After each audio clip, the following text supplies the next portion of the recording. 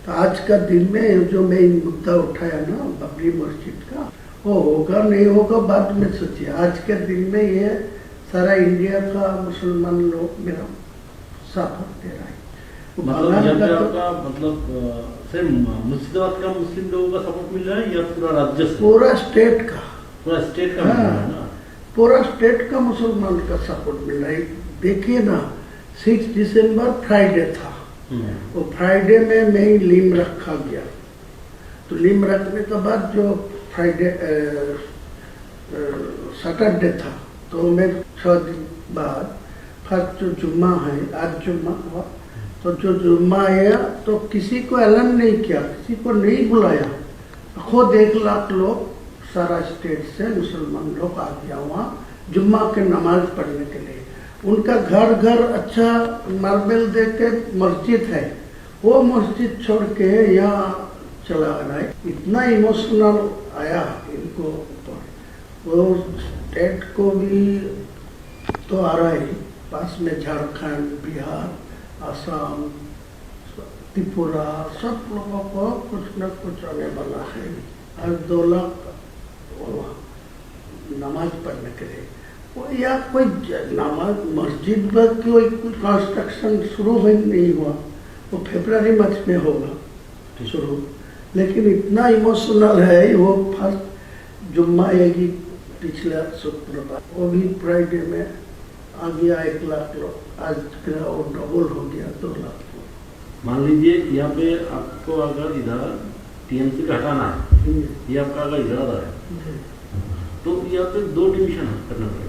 एक है भाजपा को पास हिंदू का वोट, वो तो कंफ्यूजन हो ही जाएगा। और आप मैं जितना मुसलमान लोगों को मेरा पास वोट देने के लिए मैं आवाज उठा रहा है, तो ऑटोमेटिकली आपका हिंदू वोट आपका पास जाएगी, भाजपा का पास जाएगी। वो लीडर कैसे जाएगा? कैसा इसे कहेगा जो हिंदू लोग ममता बनर्जी के ऊपर भरोसा कर रहा है, वो अच्छा तरीका से मालूम है जो मुसलमान लोग को 100 से 90% चुनाव में ममता को पास है। तो वो वोट जो चुनाव से हट जा रहा है, जो मुसलमान वोट वहाँ से हट रहा है, तो वो हिंदू लोग देखेगा जो वो ममता बनर्जी सत्ता में नहीं आएंगे, तो उनका एक ही ऑप्शन है जो बीजेपी को, भाजपा को। मैं सीधा बोलूँ कि जो मेरा को और वोट डालो, मैं वहाँ चीफ मिनिस्टर जो ही बनेगी, मेरा को निर्णायक भूमिका मेरा निर्णय चाहिए, मेरा हाथ पर आएगी।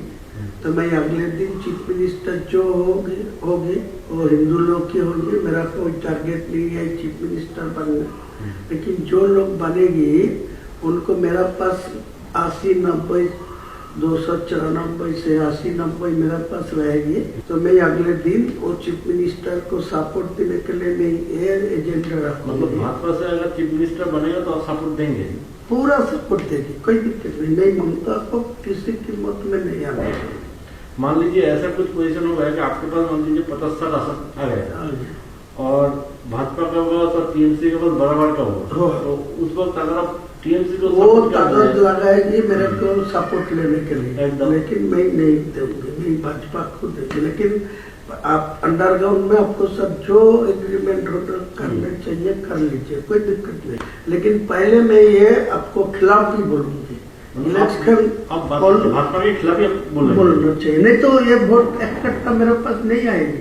फिर वो ममता बनर्जी को पास डाल देंगे। मेरा जितना ममता बनर्जी को खिलाफ बोलेंगे उतना ही भाजपा को खिलाफ बोलेंगे। वो लीडर ऑफ द अपोजिशन को सब मेरा पास हुआ, और शुभेंदु अधिकारी, हाँ वो शुभेंदु अधिकारी बोला जो अब दिल्ली जाएगी 22 तारीख को बाद, मैं भी जाऊंगी, अलग करके आपको सेंट्रल लीडरशिप को सब बात करा दी। फिर डायरेक्ट और जो मोहन यादव जी है ना, मध्य प्रदेश मोहन यादव, वो मेरा साथ कनेक्शन रखते हैं। वो लोग बोला जो पीएमओ के साथ मेरा बात हुआ, आपको साथ कनेक्शन रखने के लिए वो लोग सीएम भी आपके साथ कनेक्शन, हाँ सीएम डायरेक्ट मुझे नहीं, हम लोगों को इन्फॉर्मेशन था आसाम का सीएम आसाम का जमींदारी दिया, लेकिन बाद में पीएमओ आसाम को जोड़ के रखा, लेकिन डायरेक्ट मोहन यादव जी को मेरा साथ बातचीत करने के लिए, तो दोनों को ही मेरा कनेक्शन में है।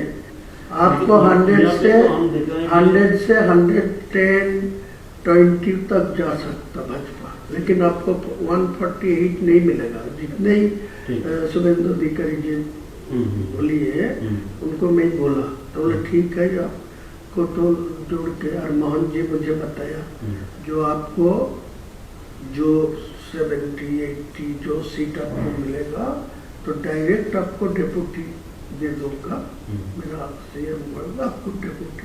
ठीक है, डेप्यूटी सीएम वो तो बढ़िया है, नहीं ये तो ठीक है। ये हम लोगों की सोच यही है, ये कहना है कि ये जो मुस्लिम लोग हैं इनको तो आपको गुमराह करना है ना, इसको आपको कुछ हद तक जाके इसको बेवकूफ भी बनाना।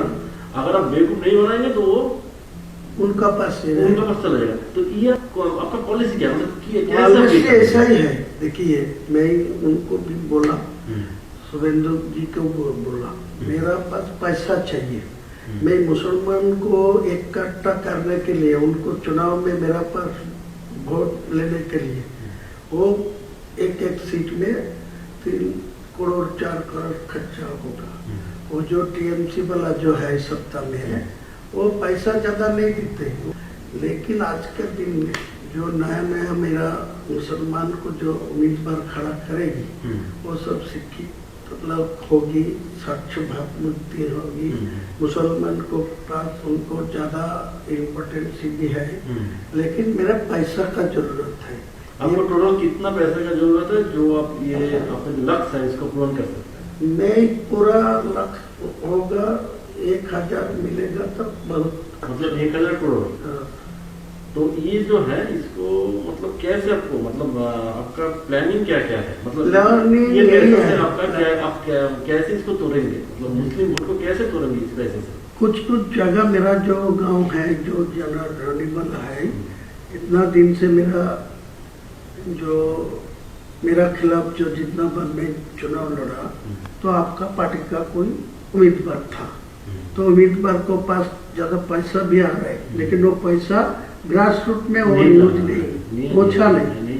लेकिन मेरा इतना ग्रास रूट में आदमी है, उनको घर घर कोई पैसा पहुंचेगी ना, तो ये कोई बेअहमी नहीं करेगी। ये मेरा मतलब अगर पैसा अगर माइनॉरिटी बेल्ट में आ जाए और आपका यहाँ पे मुस्लिम वोटर है पहला से मेरा जो ऑप्शन रहेगी, मैं जो 1000 करोड़ रुपया आपको मांगते हैं ना, तो मैं 300 करोड़ रुपया में पहले से वो जो आपको बिहार में जो चुनाव नीतीश कुमार की जो फॉर्मूला में किया, जो 1,000 करके 12 महीना में एक साल में 12,000 है, वो दे दिया 10,000 करके पर फैमिली, तो पूरे वोट तो आपका पास चला गया। मतलब आपका कहना है कि ऐसे ही आप उसको बेवकूफ बना, लेकिन वो लोग क्या इतना बेवकूफ बनेगा? जरूर बनेगा ना, आपका आप तो पाल ज्यादा बोल जाएगा। मेरा आपको ज्यादा नहीं बोलूंगा, मैं आपको मेरा आज के दिन में आपको ये भरोसा दे रहा है, जो मेरा पास 1000 रुपया आप देगी तो आपको पूरा फायदा मिलेगा। और मेरा ये भी आपको एग्रीमेंट करके देंगे, जो मेरा सीट तो 70-80 होगी, आपको 100 से 120 तक पहुंच जाएगी, तो ममता बनर्जी वो 100 से नीचे रहेगी। तो मैं साफ चुनाव को बाद लोगों को समझाएगी, जो सेंट्रल में बीजेपी है, इनको 3 टर्म्स जो ममता बनर्जी था, कोई डेवलपमेंट नहीं हुआ मुसलमान के लिए, कोई डेवलपमेंट बंगाल में नहीं है। 100 का गारंटी दिया, जो 100 दिन का जो काम लेबर का, वो भी पैसा अभी तक नहीं मिला ठीक ठाक से। सारे ये मुसलमान मेरा ऊपर पूरा भरोसा करेंगे, आपको याद दिलाते हैं। अगर आपका ग्रासरूट वाले जो मुस्लिम लोग हैं वो अगर उस वक्त अगर आपको बोले कि आप यहाँ पे बाबरी मस्जिद बना रहे हैं था, तो उधर तो बीजेपी ने हम लोग बाबरी मस्जिद को तोड़ा था, तो उसको हम लोग क्यों सपोर्ट दे, तो अब आप उसको कैसे समझे? मैं तो पहले से ही बोल रहा है, मैं चुनाव में मुद्दा उठाया जो आज का दिन में डायरेक्ट कोई टीएमसी को 150 में पहुंच देना चाहिए, तो वो भी बाबरी मस्जिद नहीं होने देगा। और भाजपा को 150 में पहुंच जाएगा तो भी डायरेक्ट मेजोरिटी मिलेगा, तो मेरा बाबरी मस्जिद नहीं होने देगा। इसीलिए मैं बोला 294 में मैं 100 दो और वो 100 मिले भाजपा को, तो 94 टीएमसी को मिले, तो मेरा सीएम जो ही बनेगी मेरा निर्णायक भूमिका में रहेगी। मेरा तुम्हारा बोलना है कि अगर आपको 70-80 सीट मिल गया तो भाजपा से वो तो जय चीफ मिनिस्टर बने, मेरा तो सपोर्ट तो लेना आपका सपोर्ट चाहिए। वही हम बोल रहे हैं कि आप मान लीजिए टीएमसी को भी 150 के आसपास मिल गया, उसको भी मिल गया, तो आप सपोर्ट आप उस वक्त किसको, अगर टीएमसी की तरफ चला गया तो कहीं नहीं जाएगी। मैं तो आपको इसीलिए देखिए, आपको कोई सपोर्ट देने का कोई प्रॉब्लम होते तो मैं आज के दिन में सब बोलते, आपको साथ कोई बैठने नहीं चाहते, वो तो है। आपको साथ कोई पैसा भी नहीं देना चाहते। मैं इतना ईमानदार आदमी है, मेरा 62 उम्र है, मैं किसी को पैसा लेके किसी को साथ कोई भी करप्शन में जुटा नहीं है।